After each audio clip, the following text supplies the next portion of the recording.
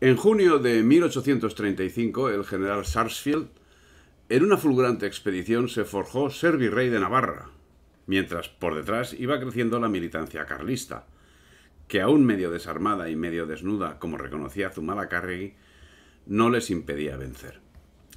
No era solo Inglaterra quien actuaba de forma proactiva, también Francia lo hacía.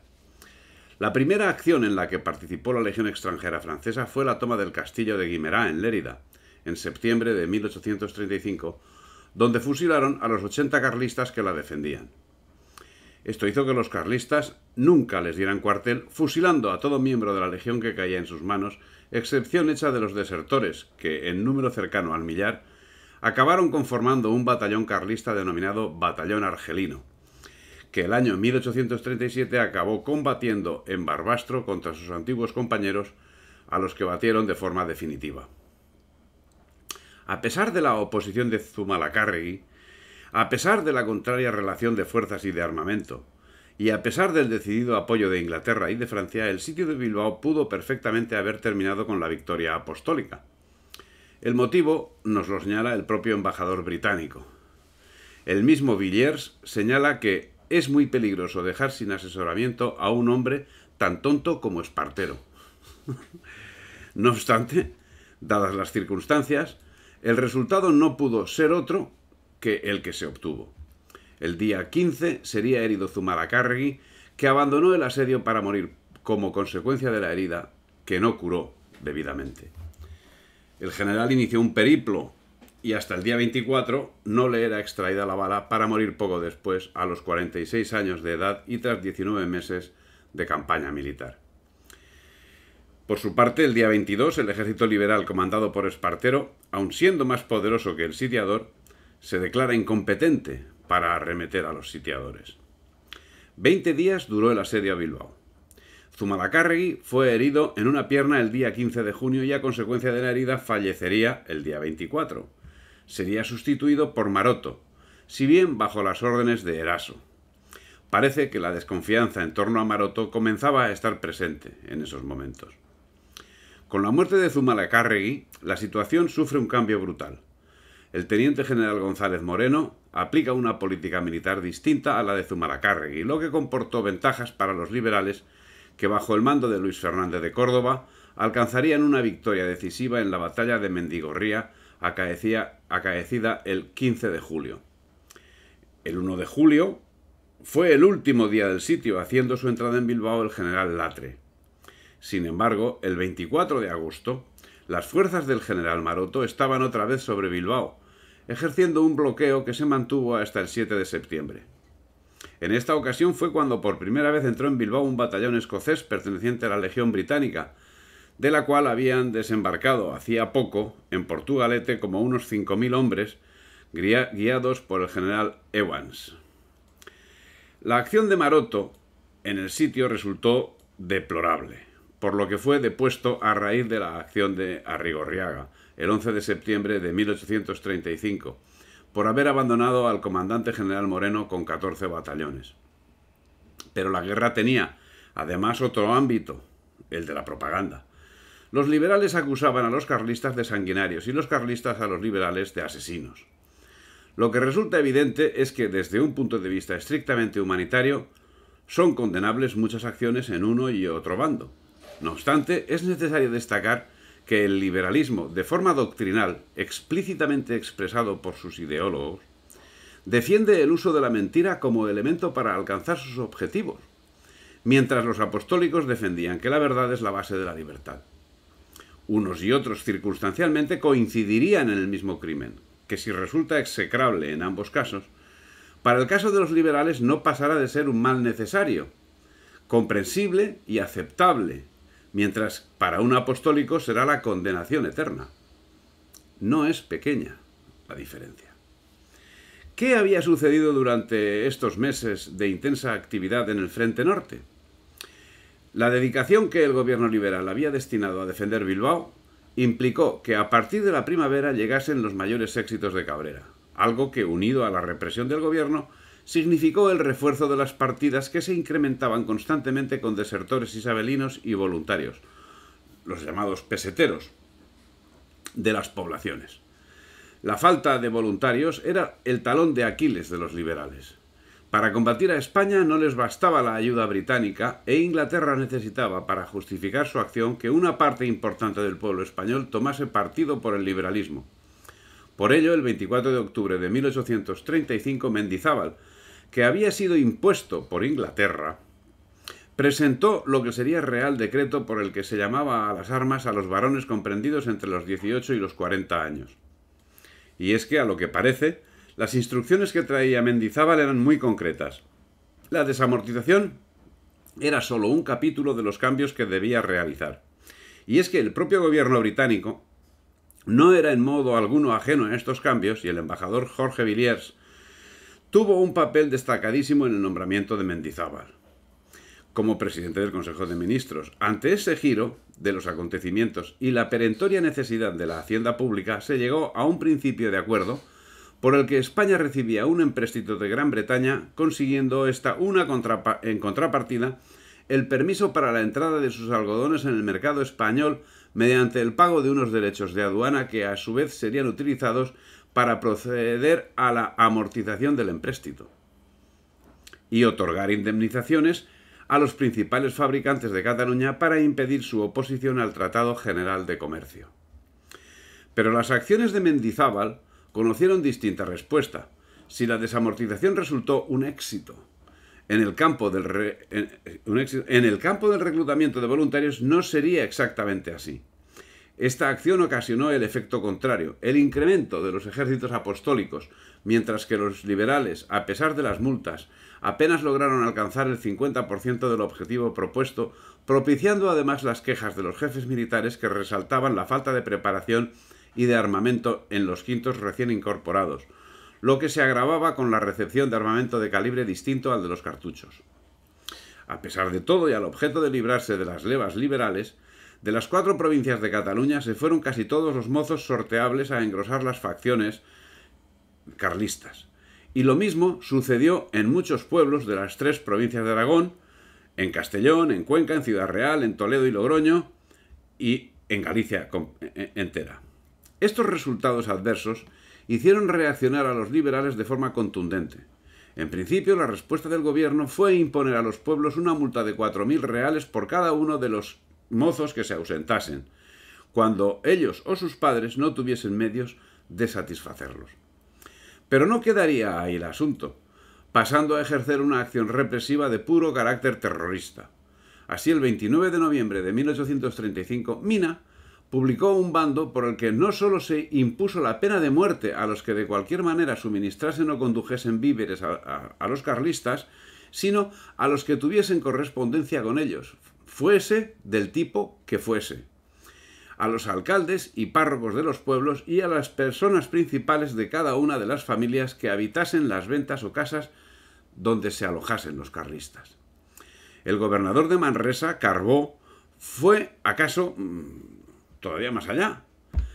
Y el día 20 de diciembre mandó expulsar de la ciudad y de los pueblos del corregimiento en un plazo de 48 horas a los padres, mujeres e hijos de los carlistas y les obligó a entregar las llaves de sus casas a los alcaldes.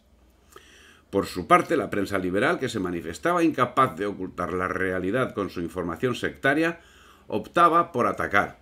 Así, el Diario de Zaragoza de 30 de diciembre de 1835 proclamaba: desde la primavera del presente año, en cuya época Quílez, Cabrera y Tomer contaban al todo unos 1000 hombres, han ido creciendo progresivamente, a lo que no poco han ayudado a algunos frailes que, mal avenidos con la doctrina del Evangelio y viéndose perseguidos, prefirieron ayudar a encender la tea de la discordia civil, a esperar del gobierno la protección correspondiente. Entre ellos, el padre José de Escorihuela, más fanático que sus compañeros, se ha aprovechado del grande influjo que ya antes por su predicación tenía entre las gentes ignorantes y, precisándolas bajo penas pecuniarias a asistir a sus sermones cuando entraba con la facción en algún pueblo, ha incendiado el país con sus doctrinas, llevando además un Cristo al pecho. ¡Santo Dios! ¿Será posible que la imagen de Jesucristo haya de ser por algunos malos sacerdotes el juguete de sus pasiones y que otra vez la hayan de acompañar ladrones como en el Calvario? La represión y el expolio eran así las mejores armas de los liberales, añadiendo a ello, como vemos, la mentira. Mostraban ser unos alumnos aventajados de sus protectores británicos. No obstante, también los liberales obtenían victorias. Recordemos que acabaron ganando la guerra. Así, la actividad de Cabrera sufriría un primer quiebro cuando resultó vencido en Molina de Aragón, derrota que se vio incrementada con la que también sufrió Juan Bautista Guergué. No se trató de derrotas sin importancia, como había sucedido en ocasiones anteriores, sino que significó un importante freno para las fuerzas apostólicas. El ascenso ininterrumpido de la actividad carlista fue detenido a fines de 1835, con la derrota sufrida en Molina de Aragón por las partidas reunidas al mando de Cabrera y Quílez. Mientras, los obispos fieles a la doctrina cristiana, como los de León, Mondoñedo y Orihuela, se sumaron a la rebelión. Otros, sin embargo, acomodaticios, más fieles a sus intereses materiales que a sus obligaciones espirituales, optaron por plegarse a la tiranía liberal.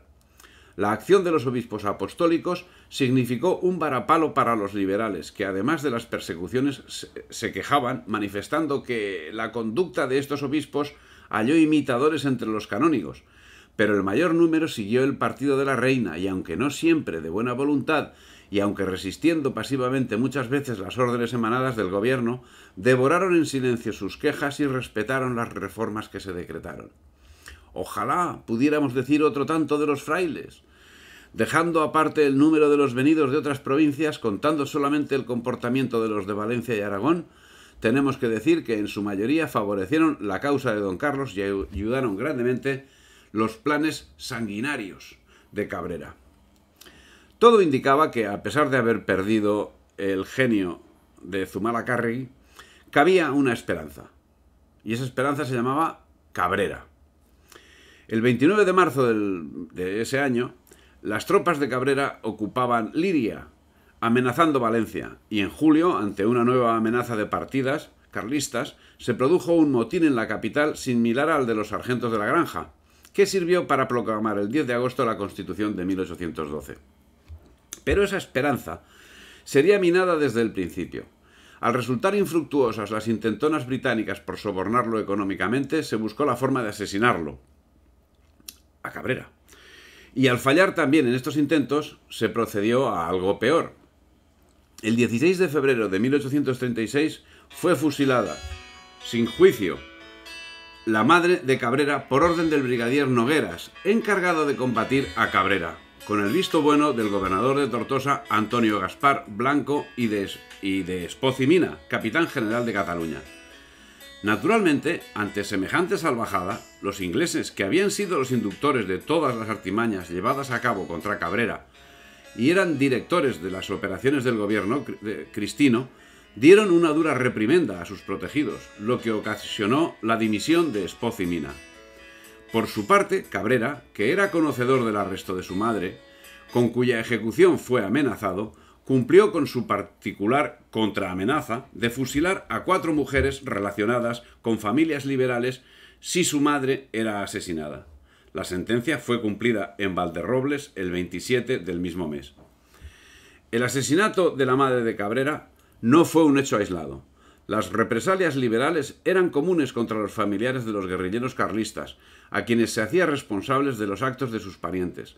Represalias que no se limitaban al círculo estricto de la familia, sino que alcanzaban a amigos y conocidos de los sublevados, que eran condenados a multas, confiscaciones, ataques de masas enfurecidas e incluso fusilamientos.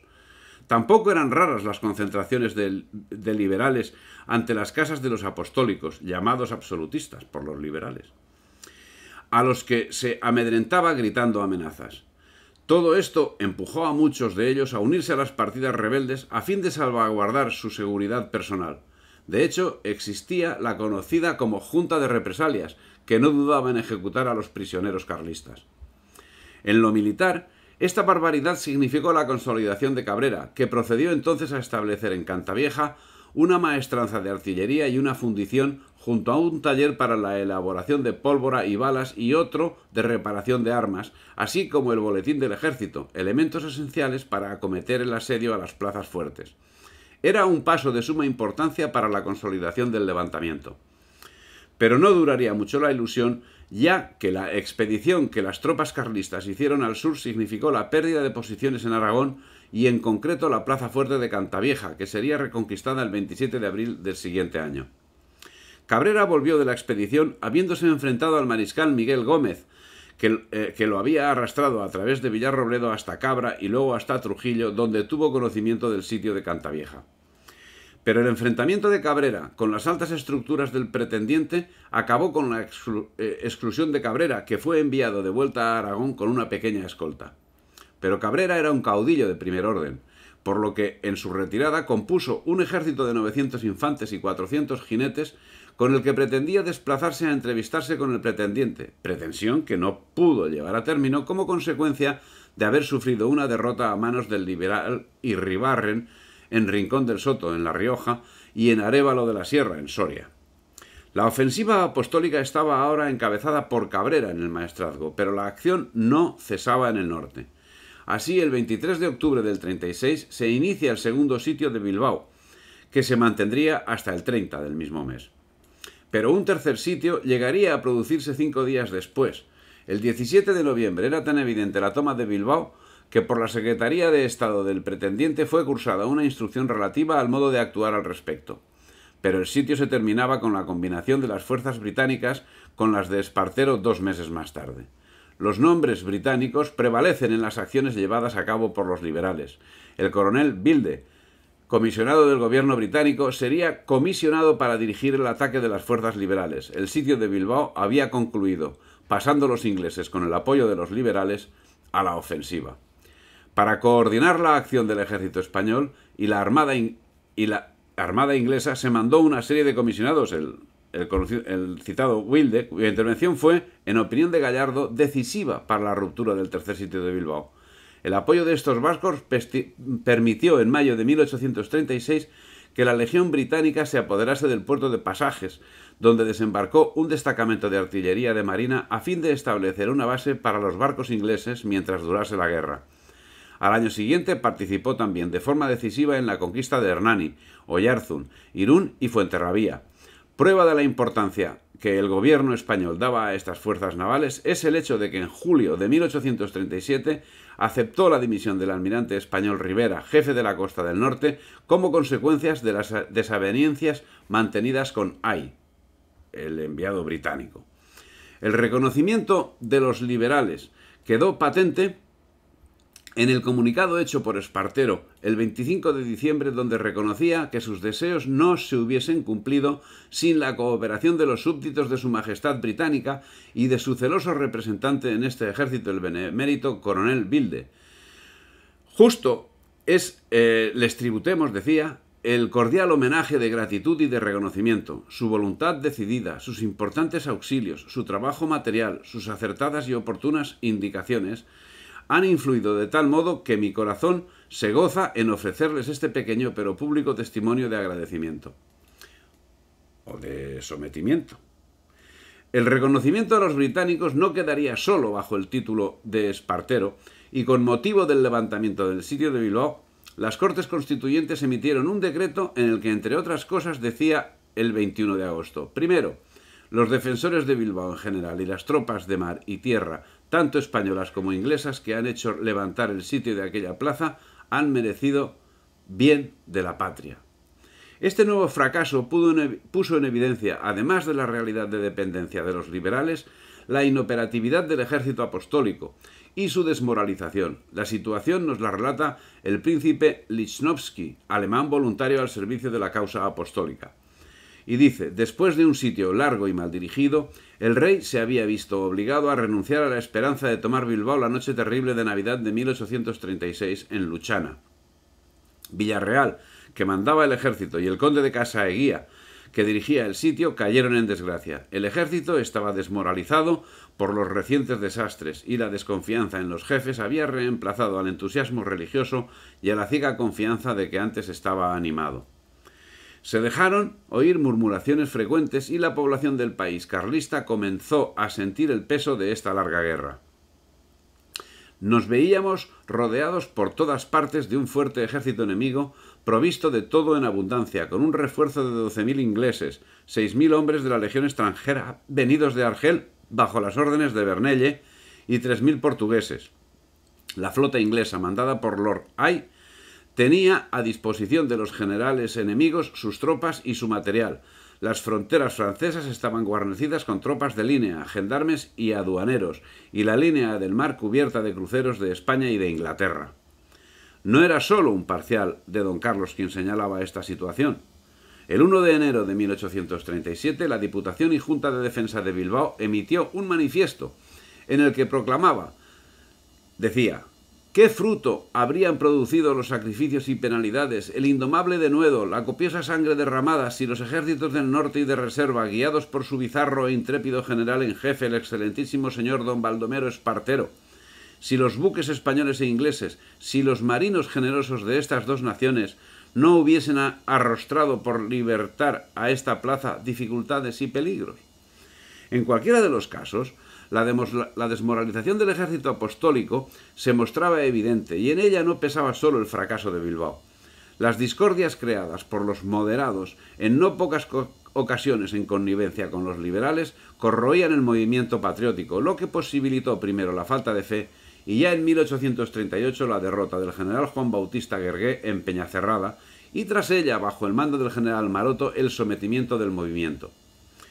Estas discordias posibilitaban que el ambiente se enrareciera en el campo carlista y que Guergué cayese en desgracia, mientras Maroto empezaba a ser visto como el salvador por importantes sectores del carlismo, hasta llegar el punto de que el barón de los Valles llegaba a escribir el 28 de julio de 1838 algo como lo que sigue: el entusiasmo para Maroto va aumentando todos los días mientras se va creciendo el odio contra el cobarde Guergué. Los paisanos dicen que merece ser ahorcado. Esta situación fue, con toda seguridad, la causante de las derrotas, porque los apostólicos, además de la falta de apoyo internacional, carecían del necesario armamento y, sin embargo, mantenían la iniciativa. Poseían, sí, las fábricas de armas de Vizcaya, pero se encontraban capidisminuidos en lo tocante al armamento pesado, como lo demostraron en prácticamente todas las situaciones. En 1837 toda la artillería consistía en 16 o 18 piezas de A4, 6 y 8 y algunos obuses, que nunca fueron de gran utilidad. A principios de 1837, y con esa nueva situación afianzada, los liberales, siguiendo las instrucciones británicas, planearon una ofensiva que consistía en que sus fuerzas estacionadas en Pamplona, Bilbao y San Sebastián saldrían de sus guarniciones a un mismo tiempo, convergiendo en un lugar que nunca quedó definido con claridad, pero que estaría situado entre el Alto de Deva y el Alto Urola. Pero se encontraron con el grueso del ejército apostólico, que el 16 de marzo les infligió una severa derrota de la que escapó Espartero al haber abandonado su marcha el día 10 con motivo de haber encontrado infranqueable el camino. En esta fecha, el 15 de marzo de 1837, cuando tuvo lugar la batalla de Oramendi, los británicos y algunos batallones cristinos se enfrentaron en Oriamendi contra las fuerzas carlistas que ocupaban las inmediaciones de San Sebastián.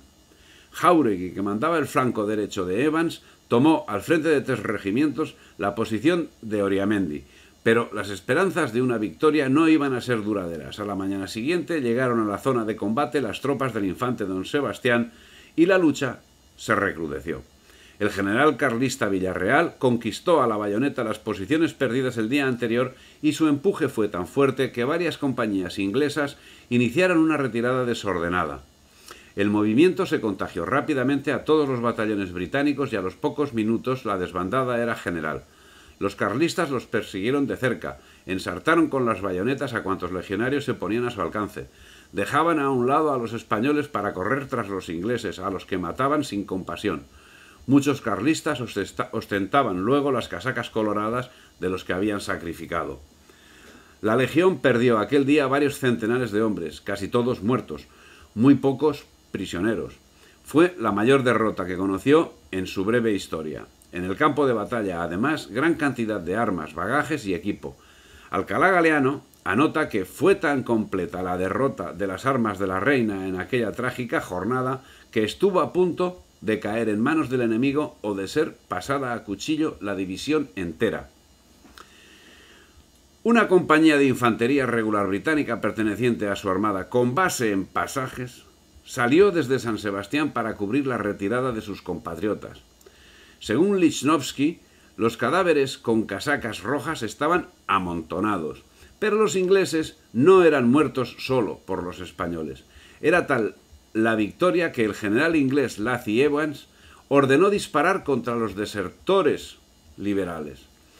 Tampoco es de extrañar que los británicos fuesen muertos a bayoneta, ya que, como venimos diciendo, los suministros eran escasos y se hacía necesario ahorrar cartuchos. Desde el principio de la guerra fue así. Zumalacárregui iniciaba el combate muchas veces sin que cada soldado tuviese más que 4 cartuchos en su canana. En estos casos la bayoneta reemplazaba a la pólvora y lógicamente a estas alturas de la guerra la situación fue pues como mínimo similar. La victoria de Oriamendi fue total y el botín que sacó el carlismo de esta acción fue una partitura que, debidamente tratada, dio lugar al himno del carlismo, el Oriamendi. Si se hubiera aprovechado la victoria de Oriamendi, Madrid habría abierto sus puertas a Carlos, sin disparar un tiro.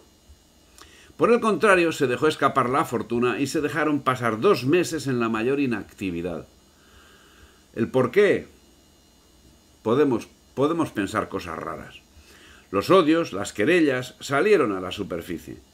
Las diferencias entre los partidarios del infante y los de Moreno crecieron en tal medida que amenazaban estallar en hostilidades abiertas. Los dos bandos intrigaban en la corte por medio de sus partidarios y ambos espiaban el menor movimiento del rey para administrar un golpe mortal a su adversario.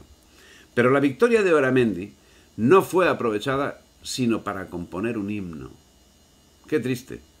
Esta falta de iniciativa tuvo sus consecuencias trágicas 2 meses más tarde, cuando las tropas angloliberales tomaron Fuenterrabía e Irún el 18 de mayo de 1837, momento en que los ingleses nuevamente, como ya habían hecho en las guerras separatistas de América, dejaron muestras de su espíritu. Tras la capitulación, los ingleses se lanzaron al saqueo y a la rapiña. Tal vez nunca haya contemplado Irún escenas como esas.